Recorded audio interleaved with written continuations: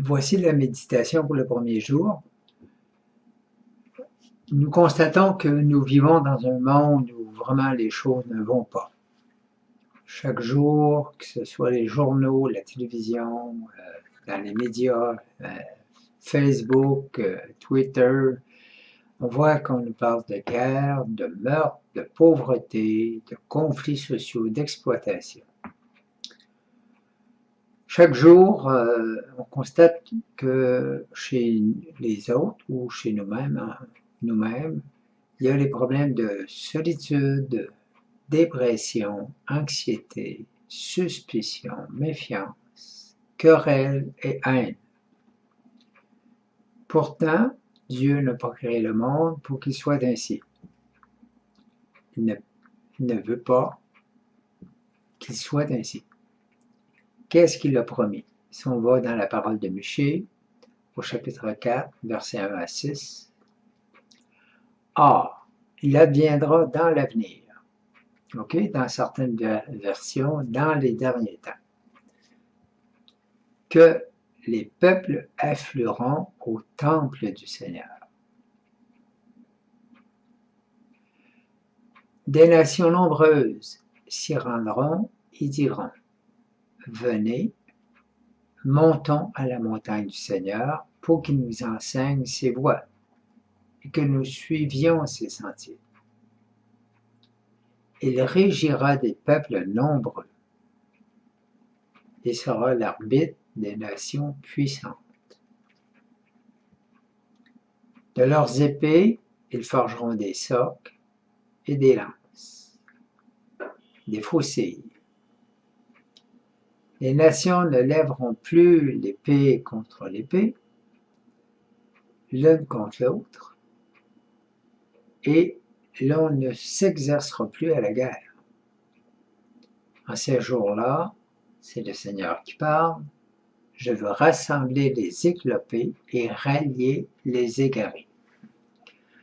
Donc, je reprends maintenant le texte et je vous donne mes commentaires sur la façon de comment maintenant l'Église voit aussi ce texte de l'Ancien Testament. Or, il adviendra dans l'avenir que les temples afflueront au temple du Seigneur. Jésus dit, « Je suis le temple ». Le nouveau temple, c'est Jésus.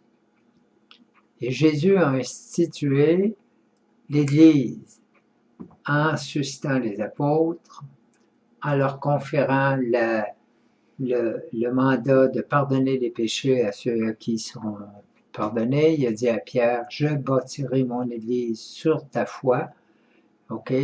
Tu es Pierre sur cette pierre sur laquelle je bâtirai mon Église.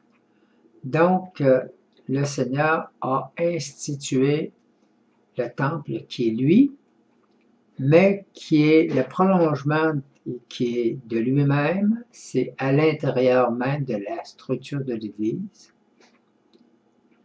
Donc, c'est le nouveau temple qui rassemble toutes les nations. Des nations nombreuses s'y rendront et diront, « Venez, montons à la montagne du Seigneur pour qu'il nous enseigne ses voies et que nous suivions ses sentiers. » Donc, le principal rôle de l'Église, c'était d'enseigner. Allez enseigner toutes les nations et faites des disciples. Voilà la mission. Et ici, elle est dit, dans d'autres mots, « Il régira des peuples nombreux, sera l'arbitre des nations puissantes. » Donc, vous voyez que tous les peuples sont rassemblés dans une même institution. Peu importe les langues, la race, les cultures, tous sont rassemblés. Et qu'est-ce qui se passe? Dans cette institution, de leurs épées, ils forgeront des socs et de leurs lances des fossés. C'est-à-dire que à l'intérieur de l'Église, avec l'enseignement de l'Église, on n'apprend pas à faire la guerre, on apprend à faire la paix.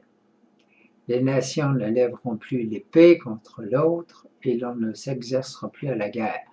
Bon, ça, si l'enseignement de l'Église, de l'Évangile tel que l'Église le promulgue, ça va on va être des agents de paix pour nous, notre environnement et pour le monde.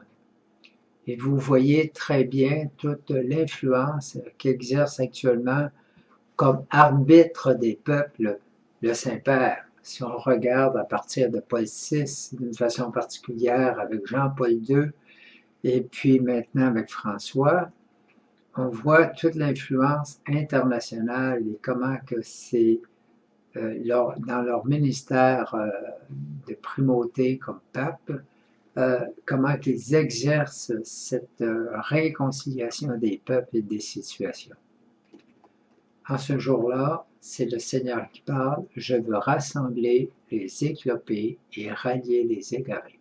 Donc, c'est le principal, c'est tous ceux qui sont blessés par la vie, tous ceux qui sont égarés, qui cherchent la voie du bonheur, ce pourquoi ils sont créés, voilà, c'est le chemin que le Seigneur propose.